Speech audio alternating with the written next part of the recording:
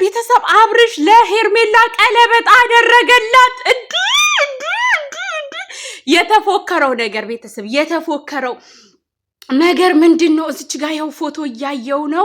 ሄርሜላ ሰርፕራይዝ ተደርጋለች። ሰርፕራይዙ ምንድነው? ቀለበት፣ የቀለበት ሰርፕራይዝ ተደረገች። እንግዲህ እንደፎከሩት እንደዛቱት የግሬስ ፋሚሊ ሄርሜላን አጠለቁላት። ሄደ ወደ ሄርሜላ ሄደ፣ ሩታዬን ትቶ ብን ብሎ ጠፋ። ከዛ ከጭቅጭቅ ህይወት ሄደ ላይ መለስ ሄደ እያልን እንግዲህ እኛ እናሽቃብጣለን። ምን ብላ ፖስታለች ሄርሜላ?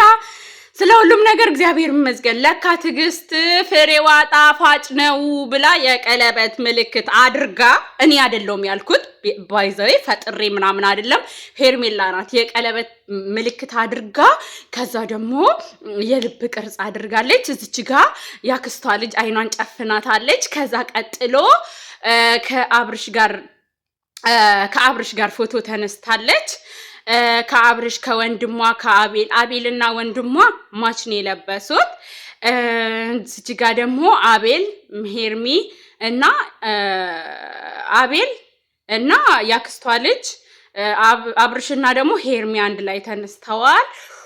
ከዛ ደግሞ ወንድሟም አለ፣ ጓደኞቹም አሉ። እኔ በጓደኞቹ አሜሮን ብቻ ነው የማውቀው። እነዛ ልጆች ጥቁሩ ልጅ አውቀዋለሁ ግን ስሙን አላውቀውም። እና አቤልና የሄርሚ ወንድም ደግሞ ይመሳሰላሉ ከሚኪ ጋር ማለት ነው። እና ሚኪዬ እንግዲህ አጣጥቦ እህቱን ለአብርሽ በአደራ መልኩ አብሎ ሰጥቷል።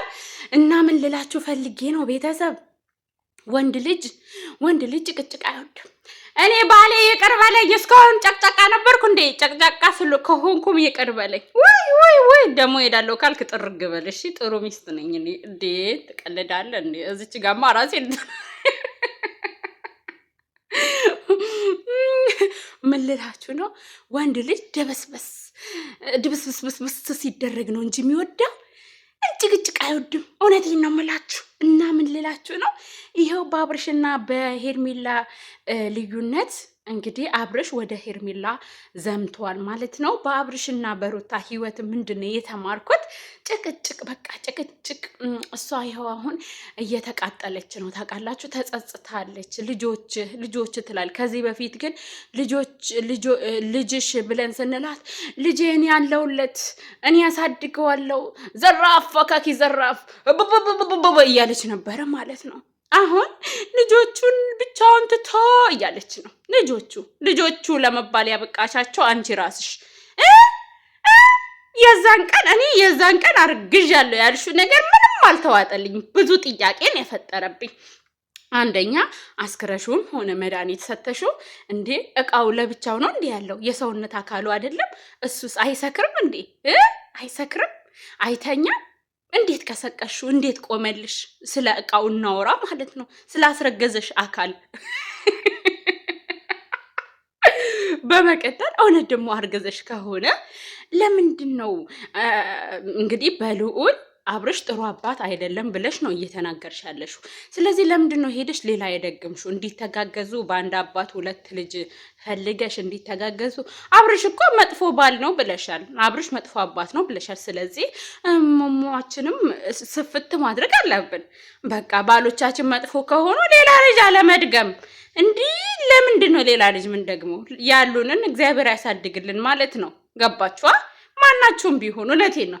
መጥፎ ትዳር ላይ ካላችሁ፣ ጥሩ ያልሆነ ትዳር ላይ ካላችሁ፣ ዲስሪስፔክት እየተደረጋችሁ ከሆነ እናቴ መከላከያ የሚባል ነገር አለ እኮ። ብዙ ሲስተሞች አሉ።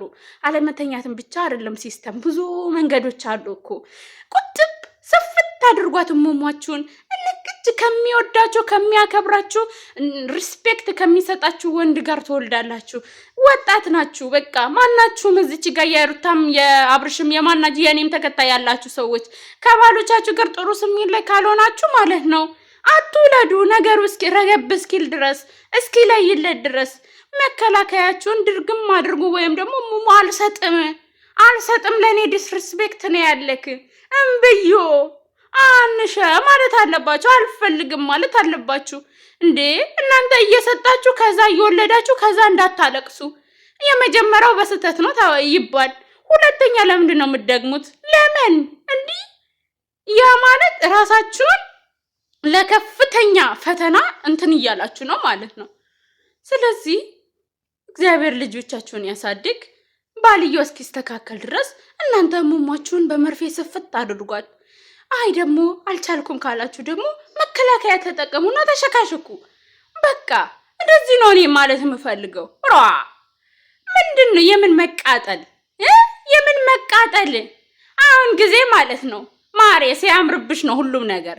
ራስሽን ዋጋ ስትከፍዬ ራስሽ ነሽ ደክመሽ ሞተሽ የምትገኘው ማሬ።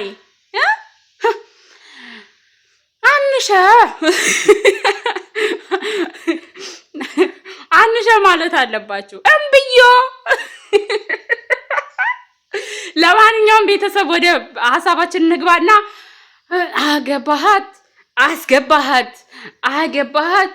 አስገባሃት ልንል ነው ዛሬ። እንግዲህ ማንም እንዳይቀር አብርሽ ቀለበት አስሯል። ማታ ይቀወጣል።